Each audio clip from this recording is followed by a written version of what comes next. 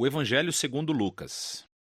É um dos relatos mais antigos da vida de Jesus e, na verdade, é a primeira parte de uma coleção de 2 volumes, Lucas e Atos.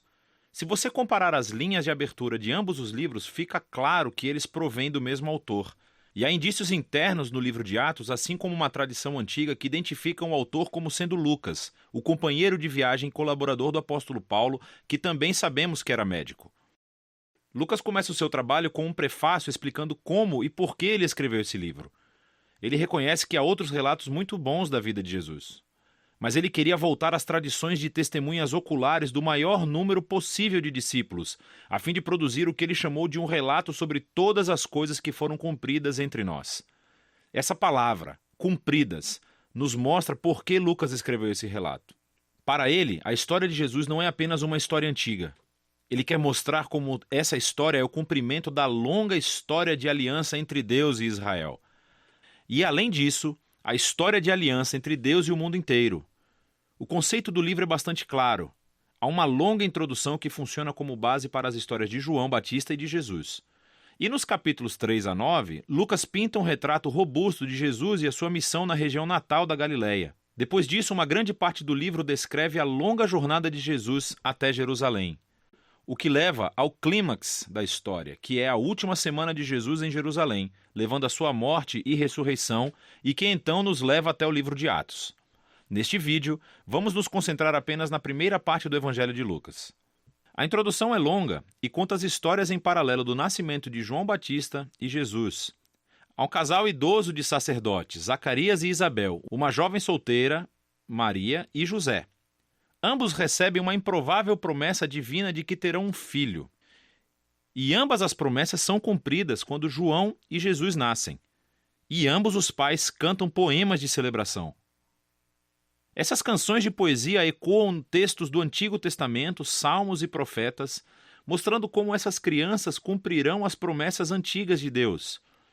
Mas esses poemas também descrevem o papel de cada criança na história que irá se desenvolver. João é o mensageiro profético que foi prometido na Torá e nos profetas, aquele que irá preparar Israel para se encontrar com o seu Deus. E Jesus, ele é o rei messiânico prometido a Davi, que irá trazer o reino de Deus sobre Israel e a bênção de Deus para as nações, exatamente como ele prometeu a Abraão. Depois disso, Maria leva Jesus ao templo de Jerusalém para a sua dedicação. E 2 profetas idosos, Ana e Simeão, veem Jesus e reconhecem quem ele é. E Simeão canta a sua própria canção, um poema inspirado pelo profeta Isaías. Ele diz que esta criança é a salvação de Deus para Israel e que ele se tornará luz para as nações. Assim, com toda essa antecipação, a história avança para a próxima sessão principal, onde Lucas apresenta Jesus e a sua missão. Ele prepara a história com o movimento de renovação de João no Rio Jordão, onde ele clama por um novo reino de Israel, arrependido e comprometido com uma nova vida através do batismo. Ele está se preparando para a chegada do reino de Deus. E então Jesus aparece como o líder desse novo Israel, e ele é marcado pelo Espírito e pela voz de Deus que vem do céu. Ele é o Filho amado de Deus. Depois disso, Lucas segue com a genealogia e traça as origens de Jesus, primeiro até Davi, depois até Abraão, e por fim até o início da história de Adão, no livro de Gênesis. Lucas afirma aqui que Jesus é o rei messiânico de Israel, que trará a bênção de Deus não apenas a Israel, a família de Abraão. Ele veio para todos os filhos de Adão, para toda a humanidade. Depois disso, Lucas estrategicamente relata a história de Jesus seguindo rumo à sua cidade natal, Nazaré, onde ele inicia a sua missão pública. Em uma reunião na sinagoga, Jesus se levanta e lê do livro de Isaías dizendo: "O Espírito do Senhor está sobre mim, para pregar boas novas aos pobres e liberdade para os prisioneiros, nova visão para os cegos e libertação aos oprimidos." Agora, assim como os outros evangelhos afirmam, esse Jesus apresentado é o rei messiânico que traz as boas novas do reino de Deus. Mas o que Lucas destaca de uma maneira única são as implicações sociais da missão de Jesus. Então ele traz liberdade, cuja palavra grega é aphesis. Literalmente significa libertação e se refere à antiga prática judaica do ano do jubileu, descrita em Levítico 25. É quando todos os escravos israelitas foram libertados, quando as dívidas das pessoas foram canceladas, quando a terra vendida foi devolvida às famílias.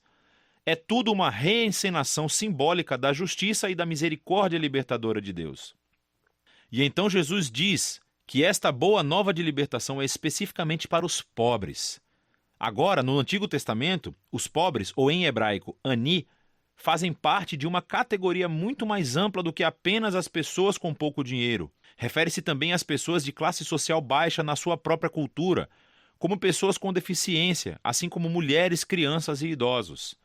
Também pode incluir pessoas forasteiras, como pessoas de outros grupos étnicos ou pessoas cujas más decisões de vida colocaram-nas fora de círculos religiosos aceitáveis. E Jesus diz que o reino de Deus é especialmente uma boa nova para essas pessoas. Então, depois disso, Lucas imediatamente coloca diante de nós um bloco grande de histórias, mostrando-nos como é a boa nova de Jesus para os pobres.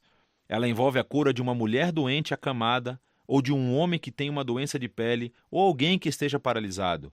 Há histórias aqui também sobre Jesus acolhendo na sua comunidade um cobrador de impostos, Levi, que não é financeiramente pobre, mas um forasteiro social. Há uma história sobre Jesus perdoando uma prostituta. Lucas nos mostra como o reino de Jesus trouxe restauração e inversão das circunstâncias de uma vida inteira.